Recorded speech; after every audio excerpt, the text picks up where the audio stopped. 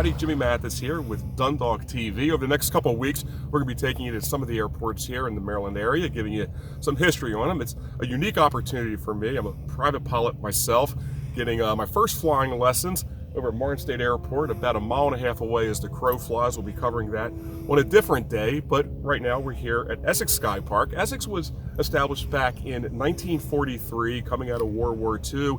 Essex, in a lot of ways, is sort of the little brother to Martin State Airport.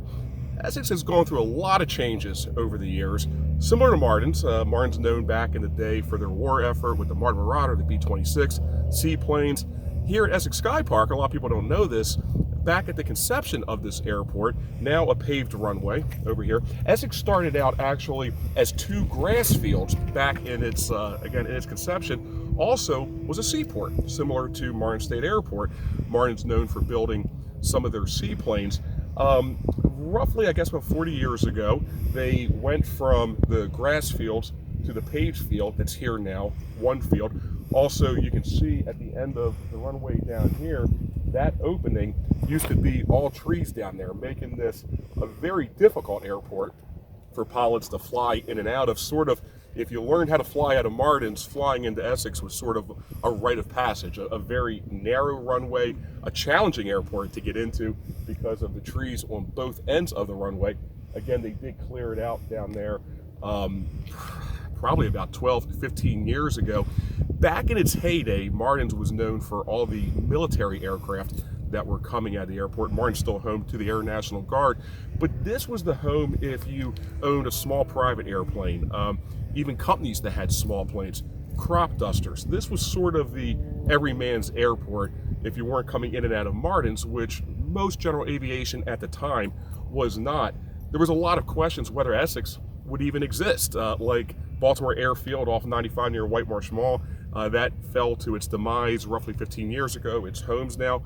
With the development, the redevelopment that has gone on in the Essex area here, there was a lot of questions whether Essex Sky Park would go the same way. It has sort of reestablished itself over the years, still a hub for general aviation. Civilian Air Patrol it was in that building right there. It looks like Essex Sky Park has gotten some grant money from the state. That would be the FBO, the fixed base operator for Essex, having some work done on that. It doesn't look like a whole lot here, guys, but there's still a lot of activity coming out of this airport.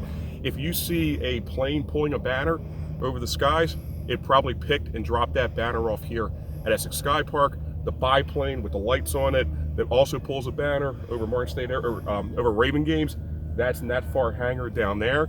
If you have a experimental airplane that you're working on, you can see there's a fuselage that looks like it's an 172 down there. You're probably working on that plane here at Essex Sky Park. What's kind of unique about this airport is even though there's not a tower here, we are within the Martin State Airport Class D airspace. So a brief lesson on airspace if you're interested. When it comes to airports, you basically have B, C, D. B, think of the big boys, right? So Class Bravo airspace, that's going to be BWI, Kennedy, LaGuardia, O'Hare. Class C, it's kind of like Class B, think Richmond, think Atlantic City. You still have airlines coming in, but you got some of the smaller boys too. Class D is a towered airport, which is what Martin State Airport is. We're within the Martin State Airport Class D airspace. That's a 5 nautical mile circumference around the airport.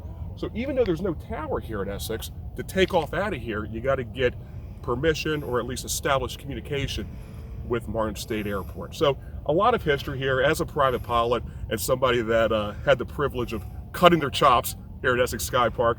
It's a pleasure to be here with Dundalk TV. Looking forward to visiting a bunch of the other airports in the area, including Martin State Airport, which is where I learned how to fly and I did my first solo. A lot of history here in the state of Maryland, and really happy to share it with you here at Dundalk TV.